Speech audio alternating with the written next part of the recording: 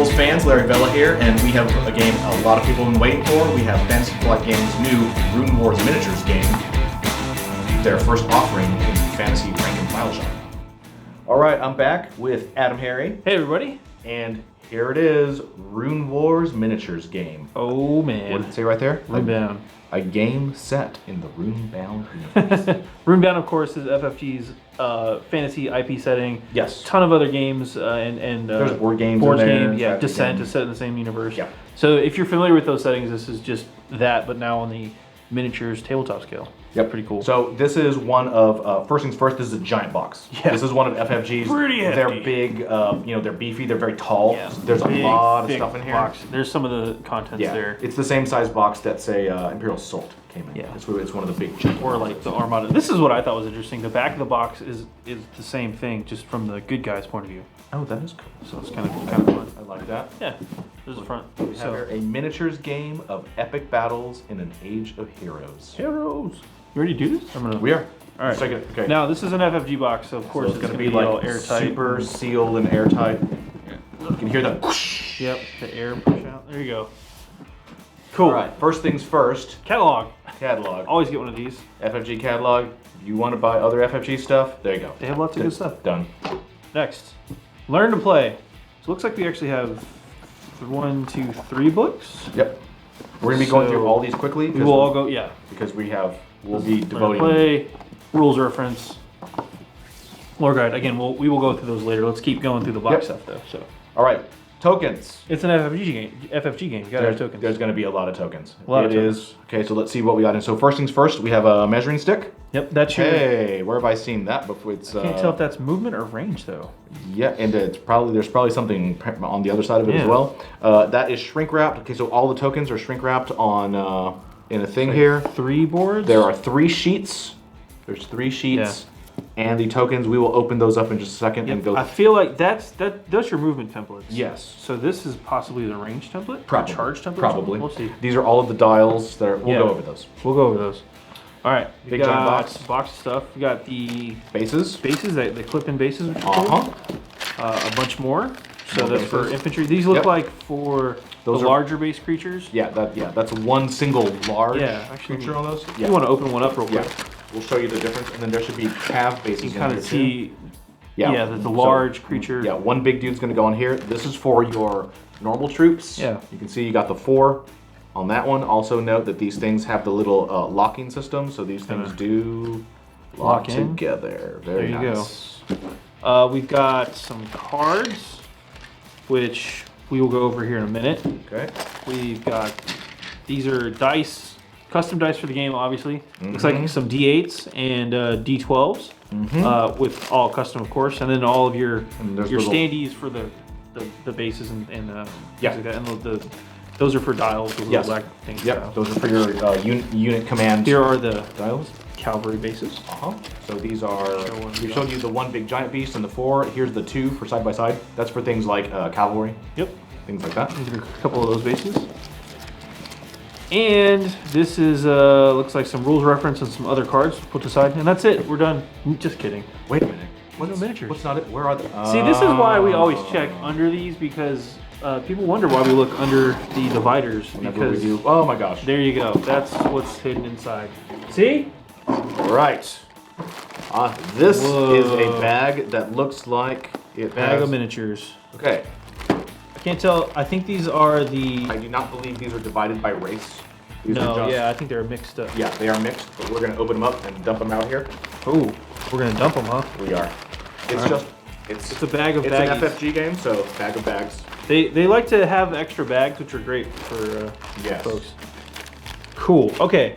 Why don't we cut real fast? We'll take a look at each individual unit. I think that'll probably be easier than just a big mass of stuff. I think so. Let's do that. So we've got the Decon Lords. If I'm saying that wrong, I'm sorry, but that's what we're going with. It's D-A-Q-A-N. Yeah, there's no U. So anyway, and what you get in the box is there's 4 different types of models that come in the box. And we're starting with just the Decon Lords. We've also got the Undying units as well, but for now we just want to focus on these guys. Correct. So let's go over the units real quick. Yes. So up here we have some cavalry. These are your Oathsworn cavalry figures. There are 4 of these included. Over here, we have your hero. This is Kari Wraithstalker. Kari Wraithstalker, and the heroes you'll notice actually come on these kind of big scenic base things because they have to fit into that big tray. Yeah, you can also run them in units as an upgrade, but don't worry about that for now. And then we have your basic rank and file dudes. These Spearmen, are spearmen. And then we have the big monster. This is a rune golem. Yeah. One of the cool things about these miniatures, first off, let's just make a little bit of space. I want to zoom in on something real quick. I'm just gonna move this over and down. The rune golem here, they took a page out of their Dune game. Doom game. I don't know if you've played that with the Cyber Demon and stuff like that, but these models are essentially push fit. So everything's got like these locking mechanisms, kind of show you how things go together, kind of like puzzle pieces.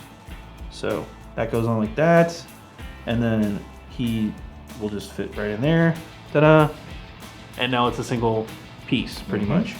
We've got his 2 extra arms. 2 extra arms, as you can see how those fit on there. Well, yeah. They only go one way. They only go one way, exactly. You can't put them on the wrong way. Nope, they will not let you that locking kind of mechanism. So, boom. This guy's pretty much together now. It doesn't even require glue to put together, as you see. But it is a cool model. Yeah, it's very dynamic in all 3 dimensions, which is kind of nice and round. And of course, it comes with the little base piece that goes on there which also has a key configuration, lock and key kind of system. Yep. So you can't get them wrong. Can't not get them on the base correctly. And then that guy. As I get him on the base wrong. But yeah. Normally I'd use glue and some other stuff, but yeah, he's just gonna fit right on the base, as you can see. And now he's ready to play. You don't have to have glue. You don't have to have any super hobby skills to get into this game. No, but it will help. These are a hard plastic as well. Pops off the base. As you can see there, the arms pop off like that. This plastic's got a little bit of a give to it, just quality-wise, but still, the fact that it's holding that detail as well as it does is pretty impressive. So, but really well done on the miniatures design front too. So it pops right back apart. What do you want to look at next? Hero or the? Let's take a look at the spearmen. Sure. Because they're fairly basic. Yeah. These guys out of the way. You are going to get 16 of these. Now, this model in particular is just one of a couple of different poses. And there's not a ton of different poses, but you can see he's going to go together pretty easily. Same kind of push fit. I'm not looking directly overhead, so it's kind of hard to see what I'm doing here. But push fit model. Spear on that arm. Shield on this one. Shield on the other arm. You get the idea. Pop them in there. But yeah, we go together. It goes together pretty easy. I'm having a hard time here because I'm looking at the screen. But yeah, really well detailed. Again, a couple of different poses, so they're not all exactly the same, but they are pretty similar. But they are designed to rank up perfectly on the bases, which is really cool. So yep. Yeah. Next, we're going to take a look at the Oathsworn Cavalry. Oh, cavalry, huh? There we go. Here we go. You get 4 of these in the box. Yep. And same deal. I think there's 2 different poses for the horses. I'm not entirely sure, but you can see how this is going to work together. They are not identical. Yeah. And these are all just the basic units that are kind of come with the game. They've already announced a couple of expansions. He pops in like that, but you get the idea. Head goes on there. Pretty cool cavalry model overall. I like that the legs are already attached to the horse, so you don't have to mess around with that at all. Good solid model. Yeah, good solid model, exactly. And then the last guy is the hero. This is Kari Wraithstalker. Yes. This model is a little complicated as far as like. That's the easy part. That's the easy part. Onto the base. So it's got like 2 body part things and. Yeah. There's basically a torso with all the loincloth bits, and then there's a head with the arms and the cape. So it kind of goes on top of each other, kind of like the. Yeah, and honestly, I'm gonna have to mess with this one later, but you can kind of see. We're gonna put all these together and have a different videos coming out soon of just all the models in detail. Yeah, we'll take a look at all the. That one snaps on like that, but then this part, I'm not quite sure how this one fits in there, but his bow, it goes on top. Bow, I'm not sure. Yeah, it goes on top of there, but yeah, you get the idea. But it's actually really cool. I like the fact that it already has like a scenic base for the heroes. So it comes standard like that. And then this base, of course, will fit right on. There's a little peg there, boom, goes in there like that. And then you got a cool rank and file ready to go model. Yeah. So let's cut and take a look at the Undying. Yes. Now we're taking a look at the Waikar the Undying, Waikar the Undying. Yeah. It's Waiqar. So you all figure out how to pronounce that.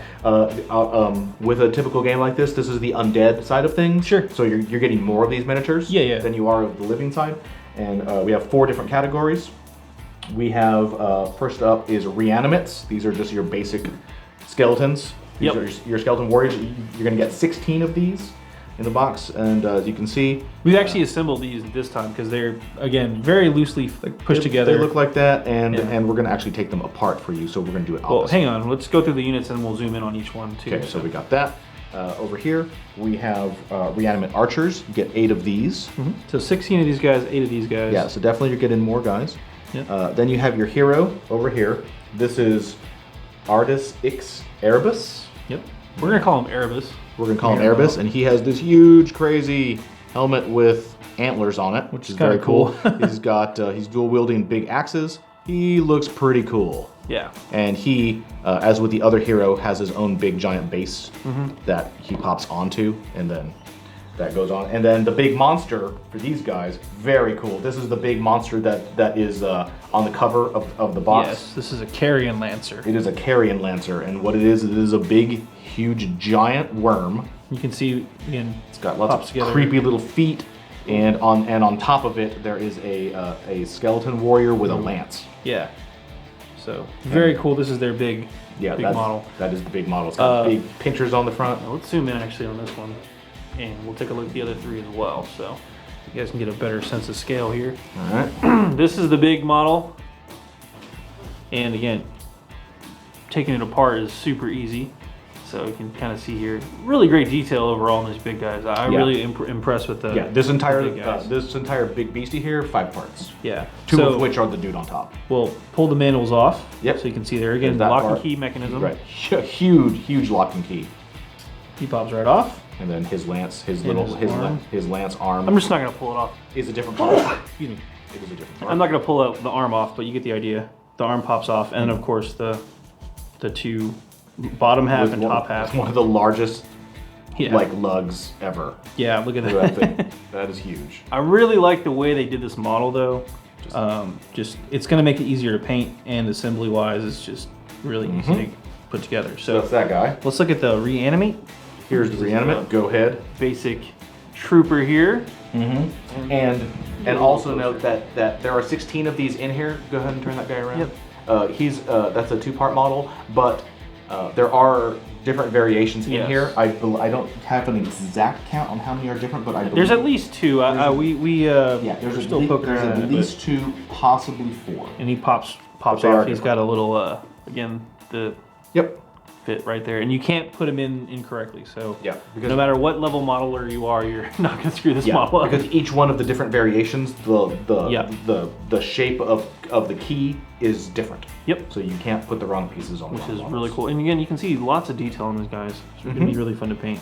Not last, but right. This is the reanimate archer. This is the 3rd miniature from that. Yep. The reanimate archers also have different poses. There's a couple different poses. Yep. Really cool. This is a 2-part model, I believe, with the top torso just pops up. I also like the way they hid across the board on these models. They hid the seam lines. Yeah. Really smartly. On that one, it's all organic and it's right along his sash. Right. So you can't once he's in there. The buckle for the archer for his quivers. So. It's done pretty well. Yeah. Really well done. So, and last but not least, here's Ibris, and he's a big old Artis Ix Erebus. Erebus. And he is, I believe, 3 or 4 parts. Yeah, his arms pop off. Each of his arms is a different part. You just do that. So those come off. 1, 2, and then there's him. And then this is actually a single model. And then his scenic base. Pretty cool stuff. And then of course the scenic base. And the base is very, very similar to the other one, but it's still really cool that they have the bases for both of the heroes. So, Yep. So yeah. those are the Undying Forces. Those are the miniatures of Yeah. Runewars Miniature Game, and We're gonna take a quick cut and we'll go take a look at some of the cards real fast. So in Rune Wars, the miniatures game, you've got morale cards, upgrade cards, and then these are some unit cards and terrain cards and stuff, and we'll go through these here in a second. But for right now, I want to focus on the unit cards, or sorry, the upgrade cards and the morale cards. So upgrade cards, if you're familiar with X-Wing, these are kind of generic upgrades. It'll say who can, if they're generic or who can equip them, but you basically pay the extra points and you can assign these to a unit that has an option as the upgrade. So this one's specifically for Erebus, as you see here, his upgrade and stuff like that. So yeah, different options just to kind of fill out your forces and to give them something cool. So those are what the upgrade cards are for. The morale cards, if you are familiar with X-Wing or Armada, these are sort of like damage cards, but they do different things based on the morale when you get in combat, and we'll go through the rules briefly, but that's when you draw these cards, and you can spend the morale when your opponent has a different effects on them. So basically, if you win by a lot, you can get these extra morale boosts that you can spend on to enact whatever these happen to be. So they're just different. They do different things. Like this one right here is Frozen with Dread. This is Fear. The unit receives 1 immobilized token, so they can't move. This one is a Communication Breakdown Confusion. Each of your units at range 1 and 2 of this unit receives 1 inspiration token. So yeah, just different effects. There's the 3 cost ones, which are really bad effects that you can do to people. So just different types of, added combat bonuses, basically. Last but not least here, we've got the other deck, which is going to be a couple of reference cards. So you've got your dice icons, what those mean, modifiers, how those work. You're going to have the scenario, and actually you can see on the backs here. You've got this is a terrain, and this is a scenario. So how this would work is at the start of the game, you actually would have these 2 out, or you draw the decks or whatever, and you'd pick from the 2 options here. One player is going to pick the setup, and one person's going to pick the terrain option. So it's kind of an alternating thing there. Also in this deck, you're going to see things like this, where you're going to have your unit cards. So the Spearmen and Reanimates are going to have 2 different stat blocks there, and this is pretty simple to decipher. The number of trays is listed here, and that's how they are stacked in formation. The cost goes up for the more trays, and some of the costs are not. It's not exactly a smooth curve. For instance, going from 2 trays to 4 trays goes from 18 to 30 points, which is a 12-point upgrade. But to go to 6 trays, add 2 more, is a 10-point upgrade. So you can kind of see. And then if you wanted to add 3 trays, it's a 19-point upgrade. So it's not a smooth curve. It's a little bit stair-steppy. But as they get larger, you can add more upgrades. And again, we look through the upgrades. You have to check there. You pay the upgrade points too, and they have to be eligible for those upgrades. And that's across the board. So there's your Spearmen. Here's your Reanimates. The same kind of thing. Yep. And it's got all the different unit cards in here. The way terrain works is also there's just punch outs. We haven't opened up the template yet, but there's going to be different types of terrain. And if you look at this map, for example, you're going to get 3 difficult terrain features and 0 fortifications. So the forest is a fortification and the stone terrace is a difficult terrain. So, and then it tells you what they each do. So it's kind of a reference chart for you. And then how many trays can fit in there and things like that. So there's also, with the missions, the objective points. And some of these, if you've played Armada, you may recognize how the scoring works. Some of them are, every time you do something, you get a certain amount of points. Some of them, if you complete the entire objective, you get that many points. And this is a points-based game. So if you were playing, say, a 200-point game versus your opponent, each force would be worth 200 points, and you're going to be playing, at the end of the game, you're going to add up your totals and see who has the most victory points to see who wins. So pretty straightforward with the cards. I think that's all the different types, and you can see here's the 2 heroes. Mm-hmm. You can also add these guys to a non-unique infantry unit. Or, you can add them to a unit as part of an upgrade thing too. You have to pay the points still, but that's all in the rules. Let's cut real quick and take a look at the templates and tokens. Sweet, here are the templates that come with it. Of course, all the punch outs, it's an FFG game, gotta have those. Yep. Starting off on the very top, we do have, this is the range ruler, range finder here, so for long range attacks. Moving on from there, we have the first sheet of punch outs, which is just gonna be a bunch of different command dials and things like that. These right here, these numbered ones are unit ID tokens. You've got the command tool fronts and then all the dials that go beneath those. That's when you're gonna use those little black tabs to keep them all. Anyone who's played X-Wing knows exactly what it's like to put dials together. Right. Except that in this game, there's 2 dials per. Yeah. Yeah. These are all wound markers right here. This is a terrain feature. These right here are the Boon and Bane tokens, and those have different effects in the game depending on what's what. And I think these are stuns. These are immobilized tokens. There's also panic tokens. These are the panic tokens. Those are the ones that you can spend to activate the cards we just looked at. And these green ones over here are blight tokens. Yeah, and those are also bad. And then these ones right here are inspirations. Yes, which are boon tokens. Yeah, you can spend those to do other cool things too. And these are double-sided. Flip them over real quick. Kind of double-sided, I should say. Some of them, obviously, the Boon and Bane tokens are. And all you people who play X-Wing, same thing. All of these tokens have their little codes on them so that you assemble them correctly. Yeah. So you're not. And the ID tokens are on the they're different colors on the flip side. So correct. You go, and it tells you what the model is or the unit is. So good to go there. That's the first one. Take that one. Here is the second batch of batch of punch outs here. This is for the Undying faction, and again, they just pop right out. Big, large forest and ruins. And ruins on that side. Depending on what you draw for your terrain features for the size of the board. So that's that. Put that one back. These tokens right here are objective tokens. There should be 8 of those that you can use based on the mission if you complete objectives or whatever. These right here are for your deployment zones, which is a nice touch. These tokens up here are energy tokens, which are used to cast magic and have special effects. They can have an effect on the rune golems as well, who are affected by the magical energies floating around the board. Let's try to flip that thing over real quick without having the forest knockout. Yep. And again, you can see the unit, and it tells you what numbers go where. So I'll take that. There you go. And then this is last but not least. This is the last tray. This is your movement templates here. Again, if you play X-Wing or Armada, it'll look very similar. And again, another terrain feature. This one just wants to come out, so I'm going to move it to the side. This is your 4 speed. And you will note that there are kind of some little subtle notches here, and there's rules for exactly how you place those and how movement works. Yeah. Right. For those guys of you who played Armada, you'll know that there's kind of weird, the movement trays have little notches here and there, and there's ways to do that so that everyone is moving exactly correctly. Right. And just to show real quick, we're not going to do a perfect example here, but everything lines up. So I can't tell if this is the front or the back, but it's like that. Yeah. So yeah. Anyway, you can move along the notches. That's the point. So, and I'm not quite 100% sure on where, but that's how the notches work together with the trays. That's why they're on trays. That's the last of the template punch outs here.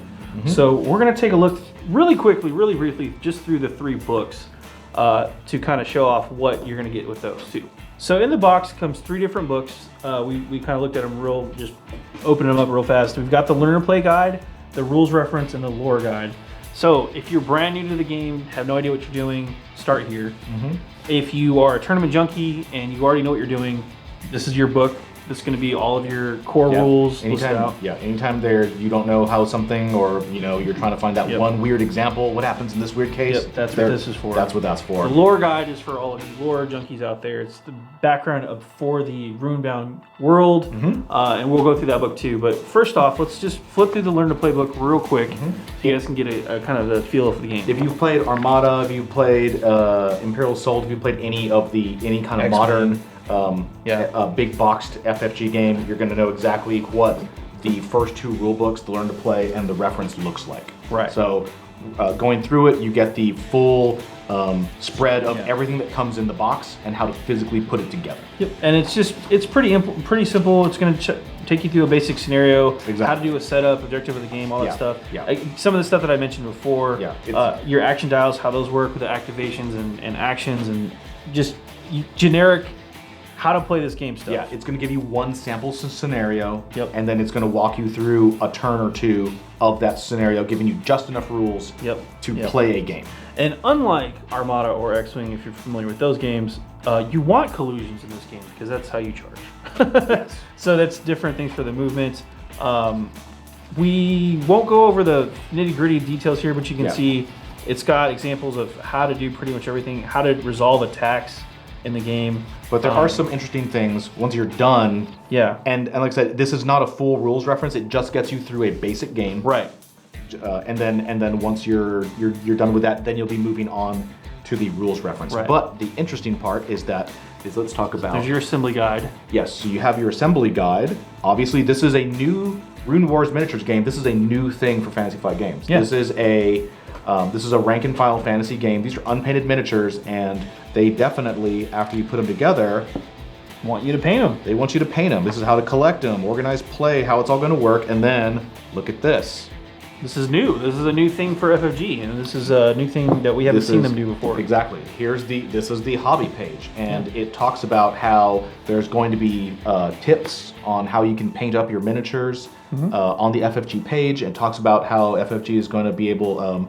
They're going to be making mats. Yep, game mats for you for the proper sizes for your tables and stuff like that.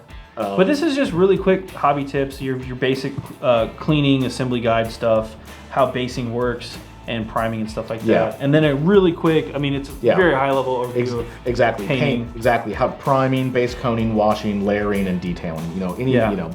But and then also making your own terrain if you want to. Have you already have terrain, because you probably do. And you get your quick reference. Yeah, and then quick reference for all the different units. You can see their action dials and their modifier dials that go along with that. And some tips for stuff that people miss. Next up, we'll take a look at the rules reference again. Just real brief on this one because it's just rules. It's all rules. Yeah, it's all rules, and it's all This is the full nitty gritty detail. Yeah, this is how to build your army, how the exact steps for setup work, all the glossary, all the optional rules, the dioramas for the illustrate how several of the rules actually work. And I'm just we're just gonna flip through a couple random pages here, just so you can get an idea. Everything's numbered. This, as I said, I play Armada and games like that. Very similar. Yeah, it's all done by topic. Every topic's numbered, and you get every detail. And the rules actually every rule actually has sub numbers, so you can specifically I'm talking about rule 36.4. Yeah, exhausted 36.4. All cards begin the game ready. So I have a funny feeling that this level of preciseness is going to be really handy for not only handling rules disputes, but in the future for errata and facts as well, because they can simply be like, change rule. Right, it's now 62.2. Right, now reads this. So it'd be very It's going to be a very clean game. You have a really nice index on the back of it. It also talks about aligning trays and how that all works and stuff like that. Oh, speaking of aligning trays real quick, I want to talk about the movement while we have this stuff out. Let's move this out of here. So basically you're going to have the start line here. So you're going to start like that, and then you're just going to move the tray. And in this case, I'm going to move the template along, but it's going to move along the line there. And you see how this groove is actually built for that. And then eventually you'll get to the end line, and you're locked in. The unit so that's how you do movement in this game. So you just do it along the line. Last but not least, lore. The lore guide. So this is a pretty quick look through. Welcome to the universe of Runebound. Yeah, if you have no idea about Runebound, this is your first Runebound game, you want to jump into Rune Wars, this is kind of the backstory of what the heck is going on. You get some fantastic art in here. Oh yeah, good guys. Really pretty stuff. This is the Decon Lords. Where's the bad guys? Then we've got the the unliving, undying. There he is. Yep. White card, the Undying. White card, the Undying. You get a little background about Everest again. He's back. The heroes and the villains. But towards the back of this book, you get some pretty interesting things. Yeah, you get a couple of teasers here. So this book comes with two factions. Sorry, the game comes with two factions. Yeah, you only start with two, but you can already see the foundations being planted for some two new ones. We got these guys. Which I'm gonna butcher this, but it's the Uthuk Ian. Ian? I could try that with a Texas accent, but it wouldn't make any better. Yeah, I don't know. Yeah. YLLAN. So that's these guys. Y'all figured that out. And they have a pretty cool fire aesthetic going on here. Don't know. They look like they're kind of in the Rocky Mountains of they're flame. Ruhr Darklands. So I don't know if these guys are. Yeah. So they're going to be coming. Yeah. And then flip the page. They have Infernial sorcery. Interesting spelling. I don't know. And then hey, the opposite of those guys apparently. We have the Latari Elves. Latari Elves, which seem to be all into big giant trees. And they have magic. So hint, hint to new factions. Possibly. Right there. We don't know. We'll see what happens with that. But that's the 2 books. So that right there, that is what is in the box. Yeah. And we're gonna have a lot more Runewars Miniatures game coming for you in the days ahead. Yep. I'm AdamHarry from BoLS. And I'm Larry Vela. Thanks for watching, guys.